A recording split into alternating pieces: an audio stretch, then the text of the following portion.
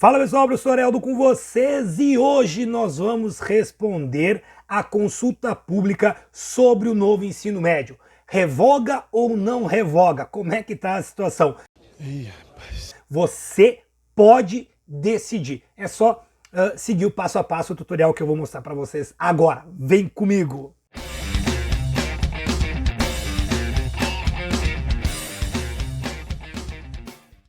Então, galera, estamos aqui. Lembrando que agora você precisa clicar no gostei, se inscrever aqui no canal para ficar por dentro de tudo que acontece no mundo da educação. Eu sei que você gosta do meu conteúdo. Pessoal, quase que 80% das pessoas que assistem os vídeos ainda não estão inscritos. Você é um desses? Então clica aqui em inscrever-se, não custa nada, é na faixa e ajuda pra caramba o canal. E tem que dar o gostei, tá? Clica no like aí, porque daí esse vídeo espalha mais.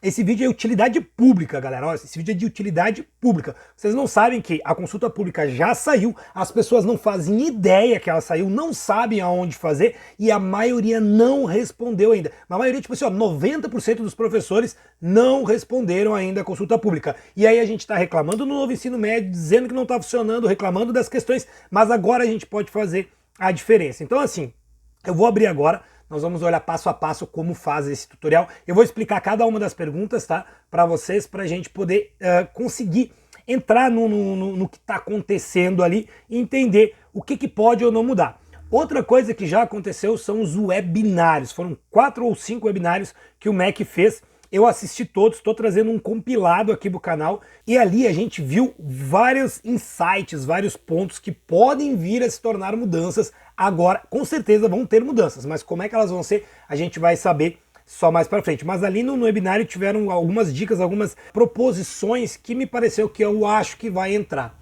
Então, para vocês entenderem tudo, tem que lembrar de ativar o sino das notificações. Como esse vídeo eu falei para vocês é utilidade pública, compartilha ele lá na sua escola, porque o seu colega não está vendo isso e ele precisa responder. Quanto mais a gente responder, mais embasamento nós vamos ter para poder depois questionar. Senão não adianta depois eu ficar só falando mal e não fazer nada. Lembrando que, na minha opinião, não vai ter revogação. Então, se vocês querem mudar alguma coisa, é agora.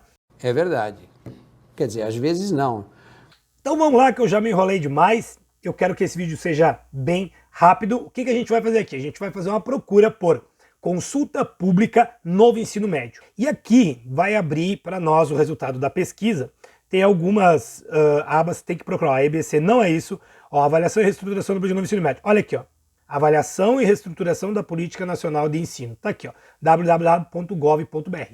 Eu vou deixar o link para vocês aqui na descrição, tá? Então você não precisa procurar, é só clicar no link que você vai ter acesso, então, à consulta pública. Avaliação e reestruturação da Política Nacional de Ensino Médio. Órgão Ministério da Educação, status ativa. E olha só, pessoal, abriu a consulta dia 24 de abril. E nós estamos dia 23 de maio. Eu só descobri hoje. Isso aqui não foi divulgado. Falaram, vai ter uma consulta pública. Maravilha. Mas jogaram na mídia, no rádio, na televisão, ó, vão lá e façam. Não jogaram. Tá? Então, é por isso que eu disse que é necessário que você compartilhe esse vídeo para o seu colega ver que dá para fazer, tá? Vocês têm só até dia 6 de junho para fazer isso. E olha quantas pessoas contribuíram. 2.964.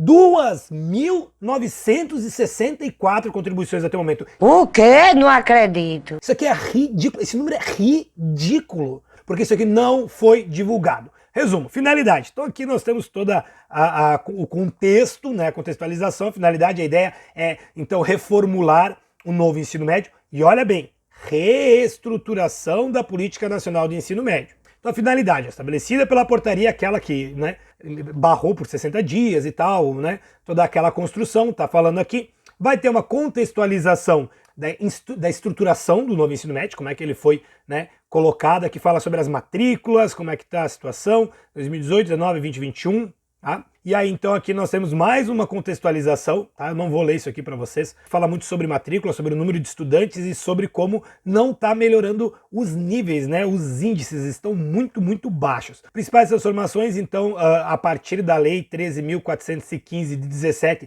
aquela que foi instituída no canetaço pelo Temer e tal, não está tudo aqui. Algumas sinalizações do processo de implementação, o que, né, já foi pego, já foi é amplamente conhecido, tá? E aqui começa então a consulta pública. Vamos contar aqui, ó, quantas questões? São pouquíssimas questões, são 11 questões. Eu acho isso aqui absurdamente pouco, mas é alguma coisa, né? Melhor do que nada. E todas elas são na seguinte forma. Nós temos aqui uma afirmação e concordo com a proposição, discordo da proposição. Porém, tem uma parte aqui, ó, comentários ou sugestões em torno dessa proposição. É opcional, mas é aqui que a gente vai poder falar, aqui que a gente vai poder trazer, tá? Detalhe, eu não consigo responder se eu não estiver logado pelo GovBR, tá? Então eu vou logar aqui no GovBR para poder responder para vocês. Eu já volto. 2000 anos depois. Pronto, já estou logado. E aí ele pede uma autorização. Eu preciso autorizar que o Participa Mais Brasil tenha acesso aos meus dados ali do GovBR. O GovBR é uma coisa muito boa, pessoal. Você tem acesso a um monte de coisa aqui, você pode cadastrar até assinatura digital e tudo mais. É bem interessante. Se vocês quiserem, eu trago um vídeo só sobre o GovBR. Pronto, logado, ele volta aqui. E agora liberou para eu colocar aqui. Agora eu quero ler, né? Esse vídeo pode demorar um pouquinho, mas eu vou ler com vocês, ó. Atualmente a lei determina um tempo de 5 horas por dia ou 1.000 horas por ano com carga horária mínima do ensino médio.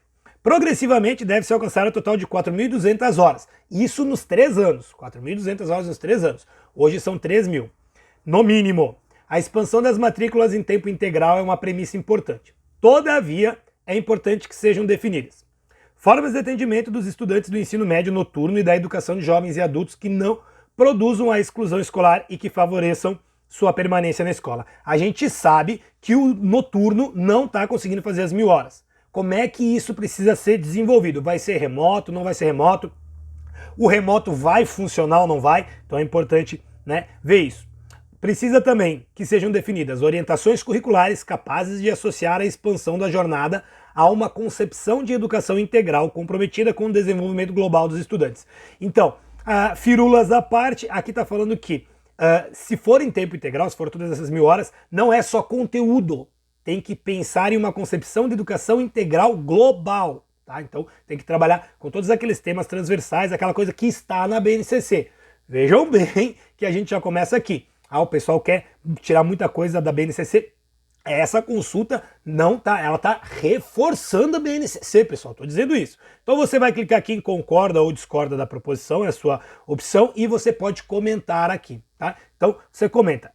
Tem um detalhe, você aqui diz opcional, mas se você não botar nada, você não consegue entregar ele, tá? Então bota um ponto, quando você não quer comentar, bota só um ponto para poder ir para frente lá atrás. Vamos para a questão 2. A formação geral básica, que é ofertada a todos os estudantes, foi limitada a 1.800 horas do total da carga horária do ensino médio. Então a FGB, História, Português, Matemática, são 1.800 horas nos 3 anos. Para as outras 1.200 horas, o que se propõe é um conjunto flexível de disciplinas. Os itinerários formativos, que são por área de conhecimento, na perspectiva de acolher interesses, necessidades e escolhas dos jovens. Na análise da implementação vivida até aqui, há evidências de que esse arranjo possa estar gerando um comprometimento da FGB dos jovens, assim seria importante.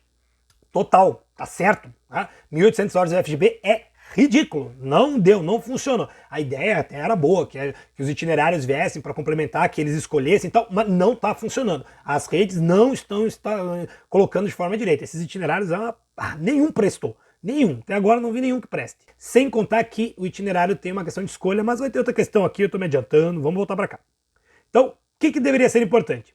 Estender o tempo destinado à formação geral básica dos estudantes, alcançando a proporção de no mínimo 70% do tempo destinado ao ensino médio de tempo parcial. Ou seja, eles estão propondo aqui o aumento de 300 horas totais para a FGB, chegando a 2.100 horas das 3.000 disponíveis. Permitir arranjos específicos para a oferta de itinerários ligados à formação técnica e profissional que exijam, para a certificação, uma carga superior a 900 horas. Então, quando nós tivermos um itinerário técnico e ele pede lá 1.200 horas para ter essa formação técnica, ele está dizendo aqui que existe a possibilidade, tá, dar a oportunidade de ou aumentar a carga horária total ou reduzir a carga horária da FGB. Eu vou dizer que eu não concordo com a proposição e eu nem discordo da proposição. Eu concordo em meio tempo. E agora o que eu faço? Eu vou botar aqui, eu concordo, porque eu quero a FGB maior e eu acho que tem que ter alguma coisa aqui, mas eu vou comentar aqui embaixo. Então você pode comentar aqui embaixo. O que eu acredito? 2.400 horas de FGB. Tudo isso? Minha opinião. 2.400 horas. Menos que isso não adianta.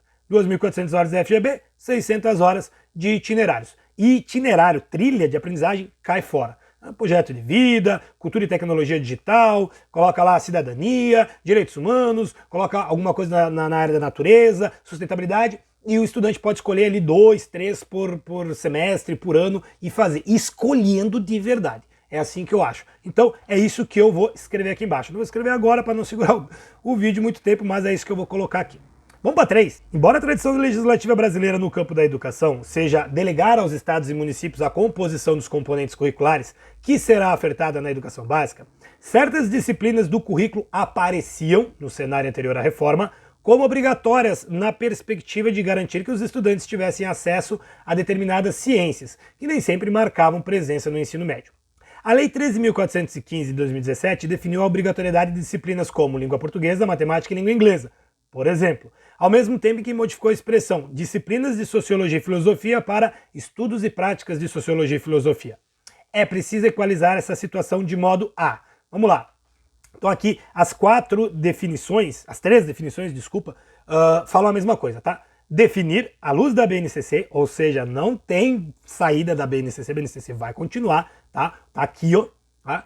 Que a área curricular ela seja formada por disciplinas, pelos componentes, e não por estudos e práticas, tá? Então ele quer falar de filosofia, história, geografia e sociologia para as humanas, biologia, química e física para a natureza, e língua portuguesa, língua inglesa, artes e educação física para a área das linguagens. Bom, o que eu digo de novo? Eu concordo com a proposição, mas faltou uma coisa muito importante aqui. Literatura. Não está falando de literatura aqui, ó. Língua portuguesa, língua inglesa, artes e educação física. E a literatura? É verdade. Dentro da língua portuguesa, vamos falar a verdade? Se a gente colocar lá 5 períodos de língua portuguesa, não, nesses 5 períodos tem que trabalhar a literatura. A maioria dos professores de língua portuguesa vai trabalhar a ortografia, vai trabalhar a gramática. Não vai trabalhar a literatura, porque não dá, simplesmente não dá. É muito importante trabalhar a gramática e isso acaba ocupando muito da vida do professor. Então a literatura fica deixada de lado ou ela fica trabalhando de forma transversal. Então ele pega lá um texto do Machado de Assis para trabalhar e aí fala um pouquinho do Machado de Assis, mas trabalha a gramática. Então eu acho que falta literatura aqui e nos comentários eu vou colocar então que na área de linguagens deve ter o componente específico literatura. E eu acho que deveria ter também música, deveria ter como componente específico. Mas é um sonho que também não vou chegar tanto, né? No 4, a flexibilização curricular do ensino médio é uma proposta importante presente no debate de gestão pública há algumas décadas. Há casos de boas práticas em nível internacional e nacional, que é a questão da flexibilização, né? Então, nós temos casos bem comuns, né? Nos Estados Unidos há muita flexibilização, Canadá, na Finlândia, a Austrália, né? Na Inglaterra eles começam a escolher lá no que para nós seria o 8º ano, né? Para eles é outro, mas é como se fosse o nosso 8º ano, eles já começam a escolher matérias. Então existe sim algumas práticas boas que deram resultado, mas eles escolhem matérias e não trilhas. Esquece essa merda aí, porra. Há uma grande diferença. Lá nos Estados Unidos o cara pode escolher fazer xadrez, ou robótica, ou ele vai para os esportes, tá? Então eles têm uma variedade de opções, cada uma focada no seu. Apesar da gente falar muito em interdisciplinaridade, as trilhas elas não são interdisciplinares. Elas são apenas uma sequência amarrada de nomes sem contexto, tá? Então eu acho que as trilhas têm que acabar. Os processos de flexibilização curricular requerem cuidado, sobretudo em contextos em que há forte desigualdade, caso em que este pode produzir mais desigualdades e prejudicar os estudantes que estão mais vulneráveis. Isso é real. Se vocês forem nas escolas particulares, não existem trilhas. Não existem trilhas. Existem eletivas, né? E ali o aluno vai e monta como ele quiser. Eu quero pegar uma de natureza, eu quero pegar uma de humanos, eu quero pegar uma de linguagens, ele faz o que ele quiser. E isso dá protagonismo, tá? Do jeito que tá, não dá. A implementação, ainda que incompleta, do novo ensino médio aponta esse risco. Assim, seria importante estabelecer parâmetros mais detalhados para a proposição e inclusão das disciplinas eletivas no currículo do ensino médio. Boa. Construir de maneira colaborativa em parceria com as redes estaduais repositórios para o compartilhamento de aprendizagem cruzada em torno da flexibilização curricular. Beleza, tranquilo, tá? Isso aqui a gente concorda, mas de novo, vou escrever aqui embaixo. as trilhas de aprendizagem, o formato de trilhas de aprendizagem deve ser extinto 100% e deve permanecer o formato de eletivas, onde o estudante tem direito à escolha e ele também possa até complementar isso com um currículo de fora. Mas aí é uma discussão maior. 5. No Brasil, a oferta da educação básica regular acontece tradicionalmente de forma presencial, mesmo quando se mobilizam algumas tecnologias de informação e comunicação. Durante o período de restrições impostas pela pandemia do Covid-19, o Brasil experimentou a oferta de situações de aprendizagem não presencial, e parte dessas experiências foi mantida no retorno às aulas presenciais. O texto da lei abre a possibilidade de reconhecer aprendizagens realizadas em EAD para integralização do currículo. Isso aqui responde lá aquela sobre jovens e adultos, né? Se para os itinerários formativos essa composição pode trazer em certas experiências possibilidades interessantes, no caso da FGB há sério risco de comprometimento das aprendizagens, sobretudo para os estudantes que não dispõem fora da escola de condições objetivas para situações de mediação à distância e estudo autônomo fora da escola. Assim é importante definir que a FGB deve ser feita exclusivamente na modalidade presencial. Acertou, Mac? Muito bom. O ano passado eu estava dando aula de projeto de vida e cultura digital, eram dois períodos, todos presenciais. História e geografia era um presencial e um remoto. Como dar aula assim? O cultura digital e projeto de vida, um período era suficiente, o outro podia ser remoto, não tinha problema, podia dar um monte de coisa para trabalhar ali no cultura digital e no projeto de vida de forma remota. Mas história e geografia, a coisa complica, já tem pouco, né? Já tem pouco. Então, eu concordo, vou botar aqui, né? Que sim, concordo com a proposição. 6, estamos terminando. A oferta da educação técnica e profissional dentro do ensino médio traz importantes desafios. Um é formação pedagógica dos docentes. Visto que os professores das áreas técnico-profissionais têm situações muito variadas quanto à formação em licenciatura, embora tenham conhecimento aprofundado de sua área profissional. Permitir que esses profissionais possam atuar como professores da educação técnica e profissional, com um processo de reconhecimento do notório saber, é uma possibilidade trazida pela reforma do ensino médio.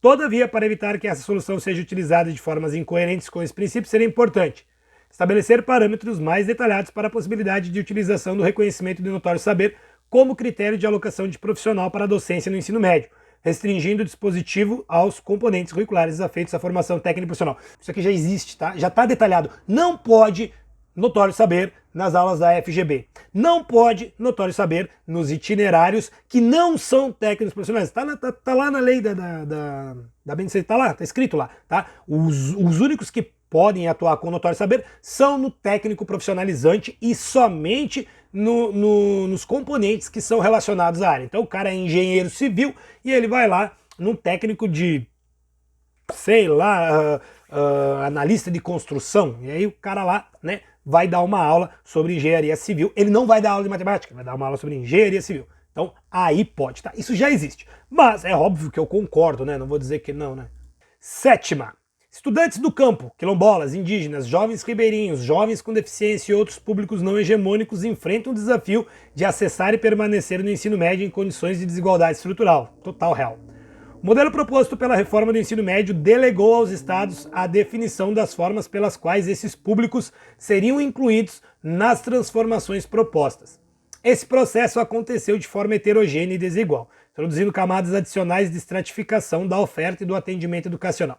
Desse modo, é importante estabelecer orientações operacionais específicas para a oferta do ensino médio para a juventude do campo, quilombolas, indígenas, ribeirinhos com deficiência e outros públicos não hegemônicos, de forma a assegurar a equidade educacional nesse campo de... Tá, sim, né? O que ele está dizendo aqui? Simplesmente que precisam ter políticas públicas organizadas para, né, poder amparar esse público. Então, é óbvio que sim, né? Isso não precisava nem estar aqui, isso aqui já deveria estar, né, instituído. Mas vamos lá, concordo também. 8. Parte das transformações propostas no novo ensino médio depende da melhoria substancial das condições de infraestrutura física e pedagógica das escolas. Tal processo tem sido liderado pelas redes estaduais de ensino com diferentes graus de velocidade e capacidade de execução. Nesse contexto, o esforço que precisamos fazer para tornar as escolas de ensino médio em ambientes potentes de aprendizagem deve considerar a definição de parâmetros mínimos de qualidade da infraestrutura física e pedagógica das escolas. É claro, né? Se a escola não tem nem sequer um ginásio, como é que vai ter alguma coisa relacionada a esportes lá? É muito complicado. Então, beleza, tem que ter uma estrutura física e pedagógica mínimo. Então, o ideal seria o governo estabelecer um mínimo, ó, a escola tem que ter isso. Um laboratório assim, assim, assim, assado. vamos fazer um censo das escolas, ver quem não tem, e lá nós vamos ir lá fazer, tá? Ir lá fazer, tá? E tem que ir lá e fazer. Se não fizer, não adianta, tá? A construção de uma política de investimento articulada, unindo o governo federal e os governos estaduais para melhorar os prédios escolares existentes e disponibilizar recursos pedagógicos e de tecnologia. Então aí é uma conversa entre os dois. Eu concordo e eu vou além. Aqui embaixo eu vou escrever depois que na minha opinião, nem deveria mais ser estadual, tá? A rede estadual devia fechar. Totalmente, fechar todas as redes estaduais e deve ser tudo municipalizado. Fundeb vai direto para os municípios, aí, claro, não vai acontecer, tá, pessoal? Desculpa aí, não vai acontecer, porque isso aí tem que fazer toda uma reestruturação, não vai acontecer, mas eu seria a favor disso, tá? Vai tudo para o município. O estado está muito longe, tá? As SEDUCs, as sedes, elas estão muito longe lá na capital, enquarterados em seus castelos, rodeados pela brigada, a gente não consegue entrar em contato com eles, e quando a gente entra, eles simplesmente cagam porque a gente fala e não estão nem aí, tá? Isso é a realidade. Agora, as SMEDs, as secretarias municipais, elas estão ali, a secretária, o secretário tá caminhando na rua, a gente vê eles, a gente consegue falar com eles, tá? Então, eu acho que deveria ser tudo municipalizado. Ia ser muito melhor, nossa, muito, muito melhor, porque o dinheiro chegando mais rapidamente no município, o município consegue distribuir de forma melhor. Quem sabe mais sobre a sua casa? Você ou teu patrão? Sobre a tua casa, sobre o teu quarto? Me conta aí nos comentários. Né? Eu acho que deveria ser tudo municipalizado, mas vamos lá. 9. Um ponto crucial é a formação inicial e continuada de professores e gestores educacionais. Estamos falando disso desde sempre. Desde a formação inicial, nos cursos de licenciatura, até a formação permanente ou continuada, realizada pelos sistemas de ensino. Os princípios, a concepção pedagógica, as práticas de ensino inclusiva, interdisciplinares e contextualizadas, e os processos de avaliação formativa são elementos fundamentais do processo de desenvolvimento profissional dos docentes. Assim, seria importante reorganizar as regras que definem como devem ser os cursos de licenciatura para a formação de professores e gestores nas faculdades de educação. Perigosa. Aqui está falando em uma reorganização do currículo do ensino superior. Temos que fazer isso para adequar o ensino médio? Beleza, mas como que isso seria feito? Boa pergunta. Orientar a formação dos professores nos cursos de licenciatura numa lógica interdisciplinar de modo convergente à organização do ensino médio por área do conhecimento. De novo a área do conhecimento aparecendo aqui. Já foi tentado isso, pessoal. Teve algumas faculdades que tentaram fazer lá a licenciatura em ciências humanas. Não funciona. Tá? Eu não consigo aceitar isso. Eu acho que isso não vai funcionar, tá? Então, não concordo com isso, tá? Construir a partir da articulação entre o Ministério da Educação, as Secretarias de Estado da Educação e as instituições de ensino superior um programa de formação continuada especial para professores e gestores que atuam no ensino médio. Concordo. Essa terceira eu concordo, tá? E eu acho mais. Eu acho que, além do professor ter que criarem essas formas de formação continuada, elas teriam que ser em nível de pós-graduação, mestrado e doutorado. Tá? Tem que ter titulação. Não me vem com um cursinho, fazer cursinho de 80 horas, não sei o quê. Dá certificado pra quê? Não serve pra nada. Dá uma pós, dá um mestrado, dá um doutorado, tragam coisas que realmente vão aumentar na carreira do professor, vai impactar na vida dele. Tá? E mais, de graça, e tem que dar tempo pra gente fazer. Porque não adianta tu me jogar 60 horas e querer que eu faça ainda curso. Não tem como. Tá? É um professor de história, filosofia, tem projeto de vida, tem cultura digital, tem 50 cadernos de chamada, né? Tem 800 notas para fechar e quer que eu faça curso ainda. Não vai rolar, pessoal. Pode dar 1000 cursos, tá? Tem um monte de curso online gratuito para todo lado. Inclusive tem os meus de projeto de vida e cultura digital. Se você não conhece ainda, dá um pulo ali na descrição, no link, tá? Tem o link ali, conhece meus cursos, clica ali, vai lá, promoção especial, bem legal. Esse vídeo não é para fazer propaganda, mas já fiz a minha, né? Tem que viver, né, pessoal? Vocês ganham 40 horas, não tá fácil, né? Tem que fazer um pouquinho do por fora. Mas vamos lá. Então, o que eu vou dizer aqui? Ó? Eu vou dizer que eu discordo da proposição e aqui embaixo eu vou escrever, tá? Que eu sou a favor de pensar uma reorganização dos cursos de licenciatura, mas com devidas proporções, tem que analisar, muito, muito bem analisado, tá?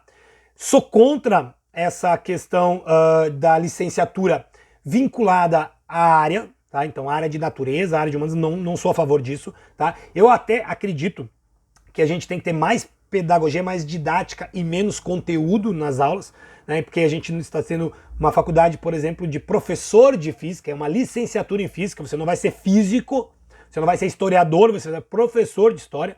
Então sim, há sim ali que fazer isso, mas natureza, humanas, linguagens, aí eu já não concordo, tá? Eu não concordo mesmo. De repente, nós já temos letras que trabalham assim, né? Você faz letras, aí depois você vai para a área da literatura ou da língua inglesa, do espanhol, mas eu não vejo isso, né? O pessoal de letras fazendo educação física, né? Sem ter a educação física como foco, não, discordo totalmente disso, então vou escrever aqui, tá?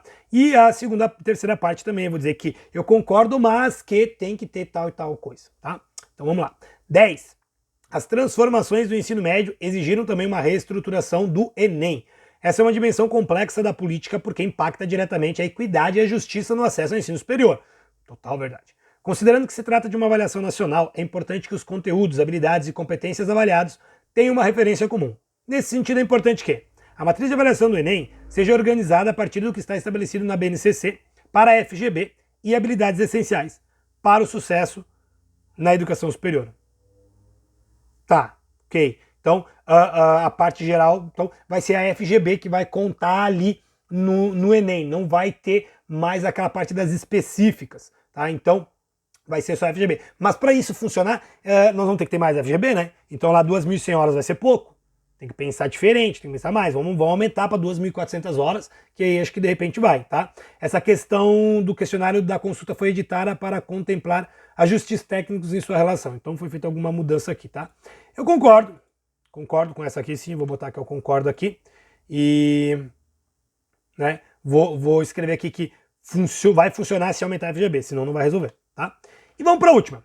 Processos de avaliação institucional participativa da qualidade da oferta educativa são instrumentos bastante consistentes de melhoria contínua dos sistemas de ensino. Então vim, né, Enem, SAEB, por exemplo, né, para ver Brasil. No Brasil, uma tradição importante nessa agenda são os indicadores de qualidade da educação infantil e os indicadores de qualidade do ensino fundamental. Esses instrumentos, nascidos da conjunção de esforços do governo com a sociedade civil, avançaram no último quadriênio com a proposição dos indicadores de qualidade no ensino médio. Parceria liderada pelo Unicef com a organização não governamental Ação Educativa, Ministério da Educação e o INEP. Na perspectiva de apoiar o processo de melhoria contínua da oferta do ensino médio, seria interessante disponibilizar a metodologia e indicadores de qualidade da educação e ensino médio para o uso dos sistemas de ensino e das escolas. Quanto mais informação, melhor, claro. Oferecer formação para a utilização da metodologia no AVA do Ministério da Educação. Tudo bem, não tenho por que discordar disso, mas é pouco. Eu acho que deveriam ter mais avaliações institucionais e que elas saíssem da matemática e do português. Né? Porque é só matemática e português. Não tem história, geografia, literatura, não tem química, não tem física. É só matemática e português que essas provas avaliam. Tá? Eu entendo, matemática é a base lógica para todo, né? Sem matemática não tem física, não tem química. O português precisa lá para história, mas, cara, não, né? Então eu vou escrever aqui embaixo. Concordo, mas eu gostaria que tivesse mais avaliações institucionais e que as qualidades de educação fossem vinculadas a todos os componentes da FGB. Ah, bom, então assim sim. E o principal, e vou escrever aqui também, que o IDEB deve ser desvinculado do índice de aprovação de cada escola e de cada rede. Tira fora o índice de aprovação do IDEB. Tem que ser realmente o quanto eles aprenderam. Porque enquanto a gente continuar com essa história de que a aprovação melhora ou não piora a nota do IDEB, vai fazer com que cada vez mais as redes obriguem os professores a passar aluno que não sabe. E a gente sabe que eles não sabem, tá? A gente sabe que eles não sabem. E esse papinho de cultura da reprovação é balela. Eles querem aumentar o IDEB com a aprovação de todo mundo. Quanto mais aprovar, melhor. Então, ano passado chegaram ali, tem que aprovar 80%. O cara não veio para aula, aprova. É assim que a coisa está funcionando. Enquanto isso existir, não vai funcionar. E só existe por causa do IDEB, pessoal. No IDEB tem lá o índice de aprovação e de evasão, tá? Tira o índice de aprovação, deixa o de evasão. Porque evasão é importante. Se ele saiu da escola, se ele reprovou é porque ele não aprendeu. Se ele saiu da escola, aí é outro assunto. Então eu acho que tem que tirar o índice de aprovação do cálculo do IDEB para que a gente então possa ter um retrato real do quanto conhecimento esse aluno sabe. Tá? E esse IDEB teria que valer nota, cara. Valer nota, não na escola, mas pro Enem, por exemplo. Vamos fazer o ENEB, a prova, né, pro IDEB ali, no primeiro, no segundo e no terceiro ano, e a soma das provas dividido por 3 é a tua média, vai somar lá no teu Enem, sei lá, alguma coisa desse estilo, que faz com que o cara vá lá e faça com vontade, tá? Porque às vezes a gente sabe que o cara sabe, mas ele chegou lá e sabe que não dá nada, não vai valer nada e ele não faz, né? Então tem que ter alguma forma de compensação, né? Vai fazer, tem que ganhar alguma coisa, senão não funciona. Terminou? Enviar opinião e é só aguardar. Olha ali, pronto, já está enviada a opinião aqui, né, do sistema. Lembrando que dá para colocar, eu vou depois, né, editar aqui e colocar todas as minhas opiniões. Agora eu quero saber de vocês, já sabiam sobre essa consulta pública? Já tinham respondido ela? Faz parte das 2.964 míseras pessoas que sabiam disso e responderam? Acho que só quem sabia disso aqui era o pessoal que trabalha no MEC, né? Tem 2.000 pessoas só no MEC. Então, e como é que isso, né, não veio parar? Não tem uma divulgação, galera. Então tá aqui o professor Eldo divulgando para ajudar a melhorar a educação, para a gente mudar o novo ensino médio, mudar o ensino médio. Se vocês querem revogação, então vão ali em cada comentário e digam, tem que revogar, não vai funcionar, revoga tudo, escreve ali, tá? Escreve ali, é isso que a gente precisa. Temos que botar aquilo ali, chegar a passar do 1 milhão, tem que passar do 1 milhão. Então compartilhe o vídeo com todo mundo, compartilha com o seu aluno, compartilha com a sua mãe, com o seu parente, porque todo mundo pode responder isso aqui, não precisa ser professor, tá, pessoal? Isso aqui é para geral, é só ir ali e compartilhar. Valeu? Então, espero ter ajudado todo mundo. Vamos nos ver nos próximos vídeos. Um forte abraço e se cuidem!